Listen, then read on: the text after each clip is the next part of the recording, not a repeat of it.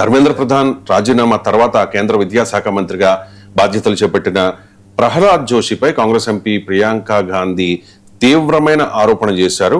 గర్భవతిని rape చేసిన రేపిస్ట్ను వెనకేసుకొచ్చిన ప్రహ్లాద్ జోషికి విద్యాశాఖ మంత్రి బాధ్యతలా అంటూ సభలో ఎద్దేవా చేశారు.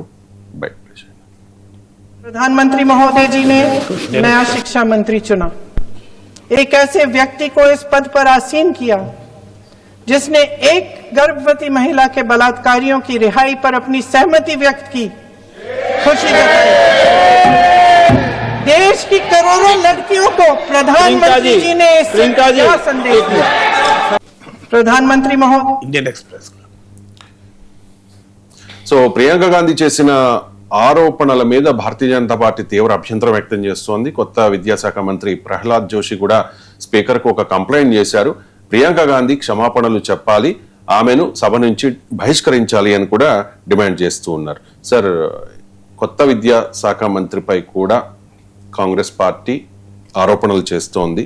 ఏంటి సార్ కాంగ్రెస్ వ్యూహం ఏంటి? అంటే మీకు బిల్కిస్ బాను కేసులో ముద్దాయిలు విడుదలైనప్పుడు ప్రహ్లాద్ జోషి ఇచ్చిన స్టేట్మెంట్ అది ఎన్డీటీవీతో మాట్లాడాడు, మీకు ఇండియన్ ఎక్స్ప్రెస్లో వచ్చింది, అన్నిట్లో వచ్చింది. మీరు just Pralhad Joshi on Bilkis Bano convicts release అని కొట్టాడు వస్తుంది మీకు. అంతా మొత్తం మీడియాలో 2022లో అనుకుంటాను, to the best of my knowledge, year గుర్తులేదు, కానీ ఆయన అన్న మాటలే కదా అది. బిల్కిస్ బాను గుజరాత్లో 2002 ర్యాట్స్ అప్పుడు గుజరాత్లో బిల్కిస్ బాను అనే గర్భవతి అయిన అమ్మాయి పైన సామూహిక అత్యాచారం జరిపారు. ఆమె కుటుంబ సభ్యులందరినీ చంపేశారు. వారికి యావజ్జీవ ఖైదు శిక్ష పడింది. వాళ్ళు జైల్లో ఉన్నారు చాలా ఏళ్ళు. ఉన్న తర్వాత మీకు గుజరాత్ బీజేపీ ప్రభుత్వం వాళ్ళని విడుదల చేసింది. విడుదల చేసినప్పుడు బీజేపీ పరివారం ఏకంగా వారికి స్వాగతం పలికి స్వీట్లు పంచి వారిని, అప్పుడు బీజేపీ నాయకులు సంస్కారీ బ్రాహ్మణ్ అని చెప్పి వారిని పొగడారు కూడా. ఆ సమయంలో మీకు ఆ రిలీజ్ అంటే గుజరాత్ ప్రభుత్వం రిలీజ్ చేసింది. తర్వాత దాన్ని సుప్రీంకోర్టు 2024లో చాలా సీరియస్గా స్పందించి ఆ రిలీజ్ని తప్పుపడుతూ వాళ్ళని తిరిగి జైలుకి కూడా పంపింది. ఈ ఎపిసోడ్లో ప్రహ్లాద్ జోషి స్పష్టంగా ఆ రోజు ఇచ్చిన స్టేట్మెంట్ ఏంటంటే, ఇది న్యాయ ప్రక్రియ, మీకు నేరస్తులు సత్ప్రవర్తన చూపెట్టినప్పుడు వారిని విడుదల చేయడం అనేది చట్టబద్ధమైన ప్రక్రియ. ఆ ప్రక్రియలో భాగంగానే వాళ్ళని విడుదల చేశారు. సో వారు సత్ప్రవర్తన చూపినందుకు వాళ్ళని విడుదల చేశారు అని చెప్పి ప్రహ్లాద్ జోషి బిల్కిస్ బాను సామూహిక అత్యాచార కేసులో నిందితుల రిలీజ్ను సమర్థించారు. సో ఆ అంశాన్ని నిన్న ప్రియాంక గాంధీ కానీ రాహుల్ గాంధీ కానీ ప్రతిపక్షం మొత్తం లేవనెత్తున్న అంశం అది. ఎందుకంటే ఇది విద్యాశాఖ కనుక విద్యాశాఖకు మినిస్టర్గా నియమించేటప్పుడు ఏ రకమైనటువంటి నేపథ్యం ఉన్న వాళ్ళని నియమించాలి అనేది క్వశ్చన్. అందువల్ల ఇది నీట్ ఎగ్జాము, నీట్లో జరిగిన అవకతవకలు ఆ అంశంతో ముడిపడి ఉన్న అంశం కాదు. కానీ ప్రహ్లాద్ జోషి గతంలో ఇచ్చినటువంటి స్టేట్మెంట్ను ప్రస్తావిస్తూ అపోజిషన్ అటాక్ చేయడంలో రాజకీయం ఉద్దేశం ఉంటుందంటే ఖచ్చితంగా రాజకీయ ఉద్దేశాలు ఉంటాయి.